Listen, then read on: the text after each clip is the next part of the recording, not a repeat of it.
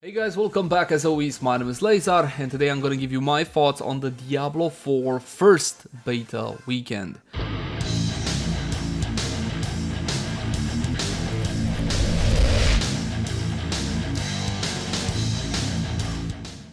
What you need to understand is that this is one man's opinion, and you should definitely look around, try to gather more opinions so you can form yourself the best, most informed opinion to decide if this is something for you, if not, and so on and so forth. Another thing that I want you to keep in mind is the fact that this is not scripted in any way, shape, or form. I have a few topics which I want to touch on, but I'm not going to go into this. Hey, I'm going to tell you this, and this. I'm simply going to give you my straight thoughts right off the top of my head.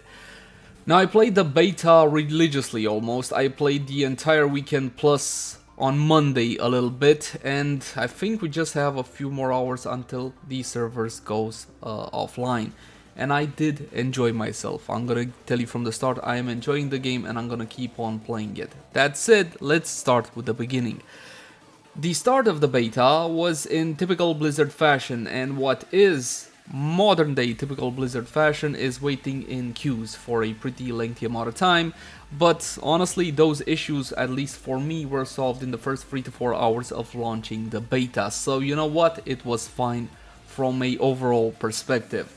Now onto the game itself, we got to test the Barbarian, which has always been my initial main in these Diablo games. You also had the Rogue, which is kind of like the Demon Hunter, only not really from Diablo 3.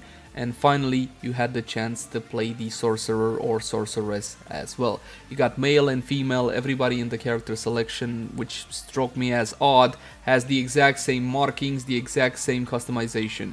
You get a bit of character customization, but it's not overly deep. I am not sure if this is something for the beta or not. I didn't have the time to read all their marketing mumbo jumbo. Again, we're playing off strictly out of what I experienced in the 2.5 days of the beta. So I made the Barbarian and we were off to the races. Thankfully, I was able to fully max out the game and play it like that, but let's talk about performance issues with Diablo 4. And as far as I can tell, there's one big major issue. Diablo 4, at least in its current state in the beta, is an absolute memory hog. I'm talking about your RAM and your video memory as well. I'm gonna pull up while we're talking, I'm gonna be pulling up the task manager because I believe that one is easiest to understand for everybody, and hopefully you guys get a better clue at what I'm talking about. I am running a RTX 4070 Ti, and I'm also running 32 gigs of GDDR is the video memory, DDR whatever it is for Ryzen, I forgot the actual name. And as you can see, the dedicated GPU memory sits at 11.5 out of 12. Now keep in mind, this is with everything maxed out, yes? And the computer memory is used 22.4. Now when it comes to this setup specifically, you gotta bear in mind not only the game eats a bunch of memory right now, also the actual recording software that I am using. But outside of that, there's really nothing on. I even closed Discord, for example. So it is in fact an absolute memory hog. Now what I noticed, when the memory taps out, you're gonna get some horrible freezes and tears in gameplay, and then it gets back to quote-unquote normal. Now of course this is a beta test, so probably this will be improved, fingers crossed, because as it is, honestly, I shudder to think about guys that have less memory than this. You also gotta bear in mind that the 4070 Ti also has 192-bit width, which is a little bit on the low side. You should definitely have 256, and that one would also help. Now there is a way to improve this, my friends, and I'm gonna take this one, make it smaller, and place it right over here. In your options, no, DLSS does not help. That's the first thing which I want to cover. You're going to say, hey, turn DLSS on. This does nothing for the actual RAM consumption. And when it comes to the actual quality, if you set it to quality, I notice only minor differences in the actual texture quality that you see throughout the game. Balanced performance and ultra performance, progressively less quality when it comes to the actual textures. There's a pretty big difference to my eyes. I know plenty of people that didn't see much of a difference, so if you're having performance issues, DLSS can definitely be the way to go. As for resolution percentage, I enjoy my games to be a bit more sharper. I like that. If you want natural sharpness, you turn up the resolution percentage, but this will have a pretty major impact on your GPU consumption. I can get away on a 4070 Ti with about 120-130% before it starts to stutter.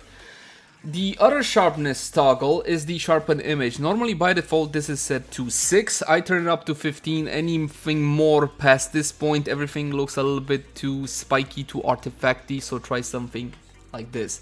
Another very important thing that you should bear in mind is that normally games have better performance when you're doing full screen. Because I am a streamer, I need to do windowed full screen, or more popular named borderless full screen.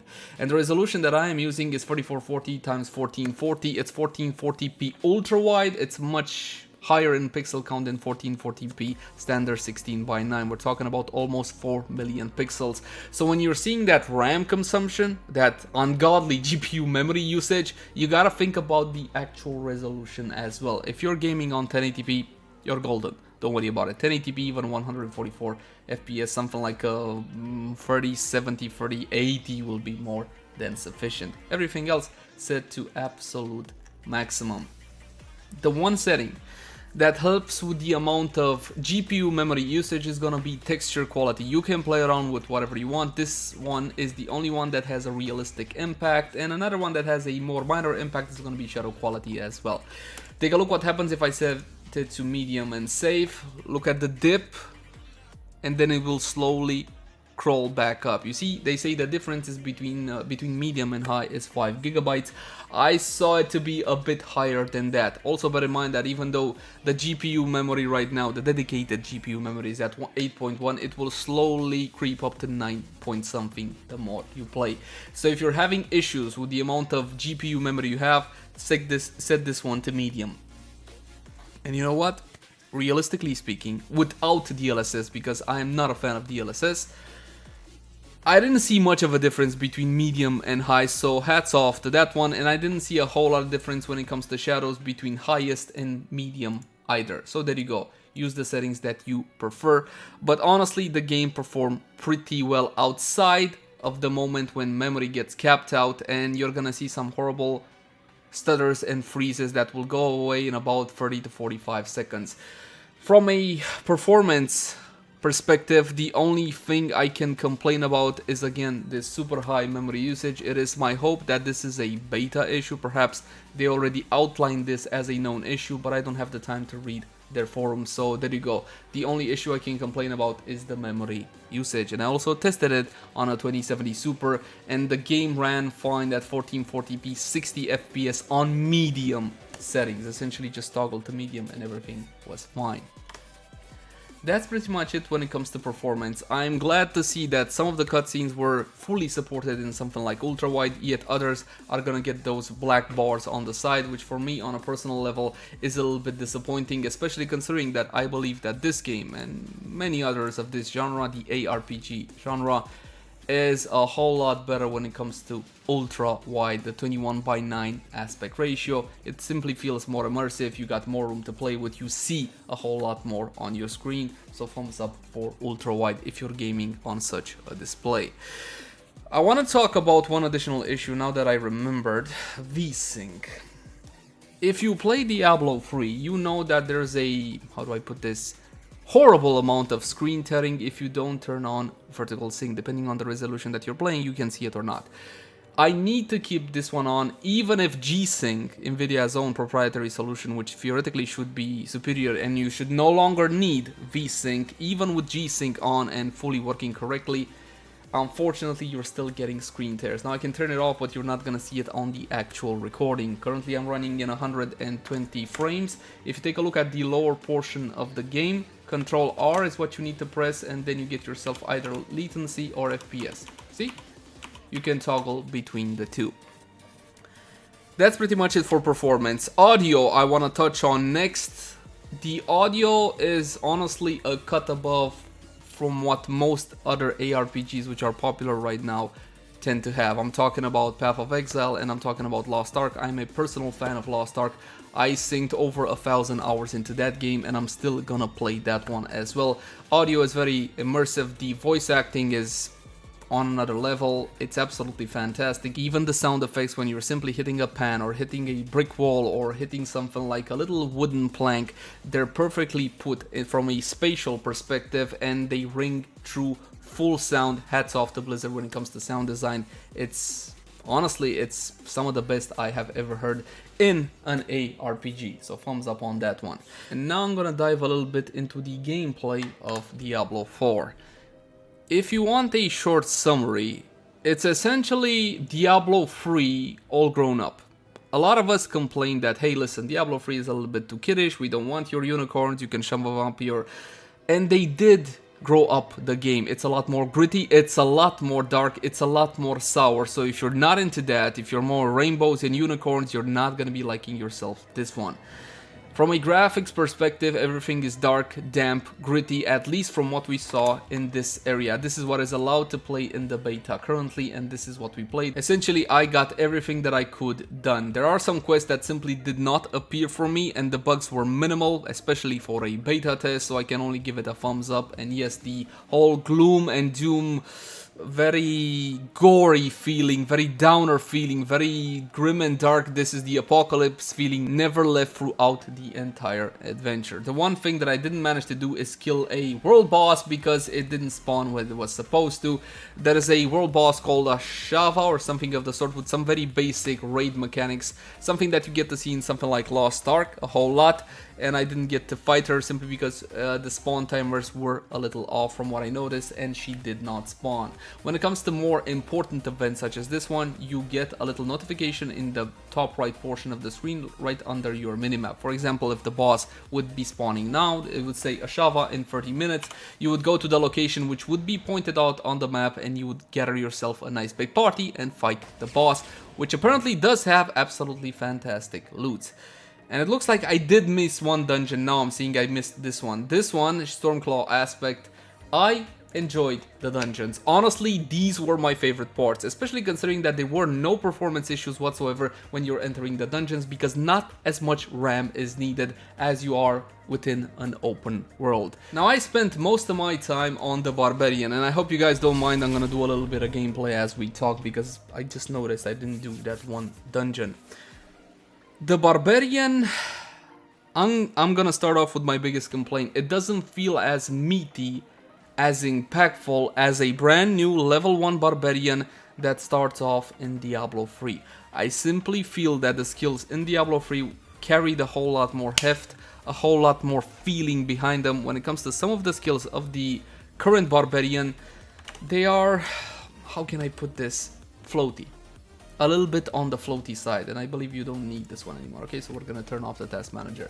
I'm hoping that this will improve with the final version, but as it stands now, the Barbarian needs a little bit of work when it comes to the actual impactfulness of the class. I spent about 2 days on the Barbarian, and there are 2 viable builds. You can use a Thorns build / Bleed build, which proved to be the most amount of damage, the most amount of DPS, but from my humble point of view, it's not really all that fun to execute.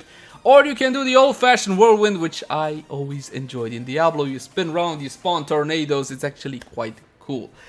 And while the skills weren't really as impactful as I would have liked them to be, I still enjoyed the gameplay enough to play for 2 days straight. Honestly, imagine, I wouldn't play the game for that much if I didn't enjoy it. And I also spent a little bit of time on the Rogue. The Rogue can be played in a number of different ways. You can play for Marksman, that is attacking from a distance with bows, crossbows, etc. Or you can go for the stabby dagger approach, or you can combine the two and come up with some cool gameplay styles. And I saw some pretty impressive rogues. And the final one, the Sorcerer, I didn't get to touch. There was simply not enough time for that specific class. What else can I tell you? Is Diablo 4 worth it? That is I know it's corny as all hell, but that's honestly a question only you can answer. If you're interested in ARPGs, you should definitely get this game. If you're a fan of Diablo, I'm assuming you already got this game or should get this game.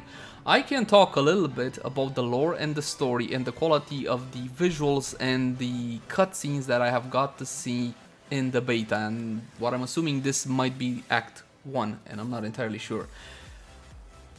Without spoiling anything for you, without showing you the cool cutscenes or what happened in the actual story, I can tell you that it felt Blizzard level of epic, and I got fully immersed and dragged into the story, and I cannot wait to see what happens next. So for the story, for the lore, for the execution, for the voiceovers, I can only give it a thumbs up. With one minor exception. Why no ultra-wide support in cutscenes?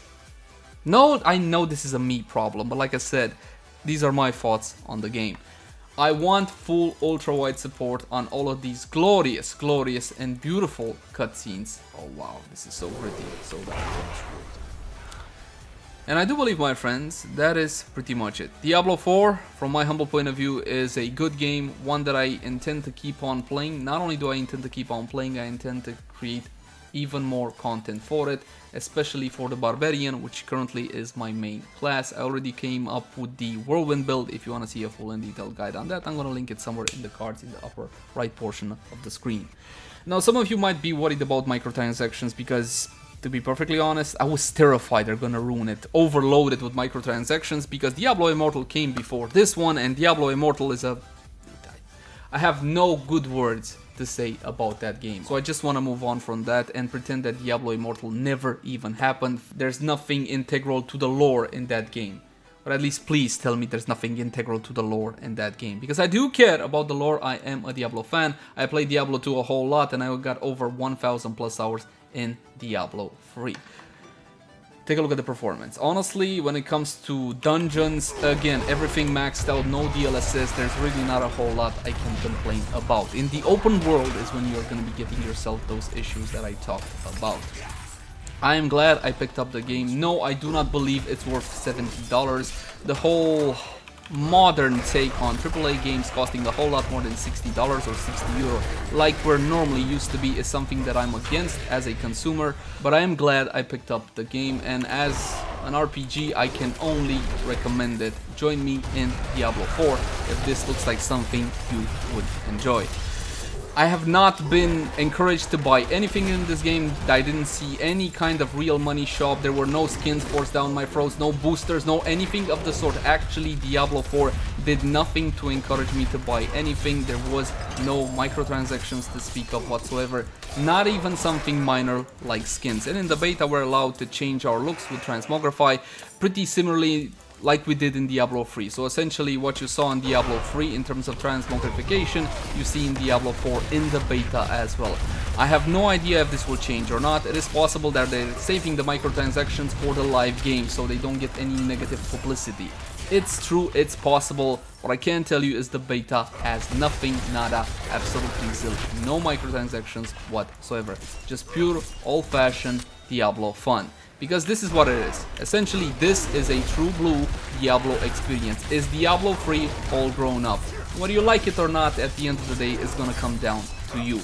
As for me, I do love the game and I cannot wait to play on the next beta weekend. And I fully intend to generate more content for this one. And I think I'm gonna make a Thorns build for the Barbarian next, because that one does indeed seem to do a whole lot of damage, even though that standing still and getting hit isn't exactly my most preferred way of playing the game. Next weekend we are also getting the Druid and the Necromancer, and I plan to go full ham with the Necro. Yes, I know we haven't played Druid in a very long time, but I'm still gonna go for the Necro first. Let me know what you guys think in the comment section down below. Bear in mind, there's a lot of negativity surrounding the game. I don't believe this has anything to do with the game per se. This has more to do with Blizzard Entertainment and the mistakes they made in recent times. But judging the game strictly on the game's own merits, honestly, this looks like a fantastic game, and I'm pretty sure it's gonna be. So that you probably can't see it because I'm gonna cut that part out. There were some stutters when the RAM reached full tilt.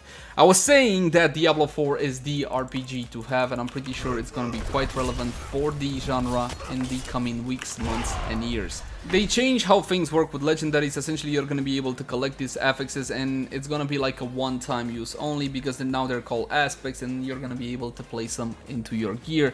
I don't know yet how I feel about this system. I need to play a bit more, but for the time being, it looks pretty good. It looks to be an improvement over the old system. It's certainly a huge improvement of what we saw with Diablo 3 on release.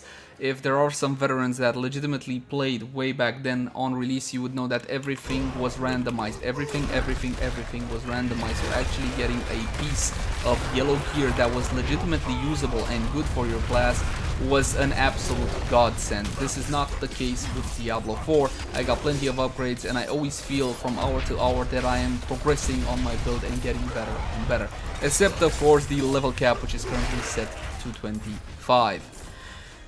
And I think, my friends, that's pretty much it. It is possible, this not being scripted, that I left some things out or I simply forgot. If you got any questions, let me know in the comment section down below. Even if I don't have the time to get to them, there are plenty of fantastic people in this community that will get to your questions, hopefully.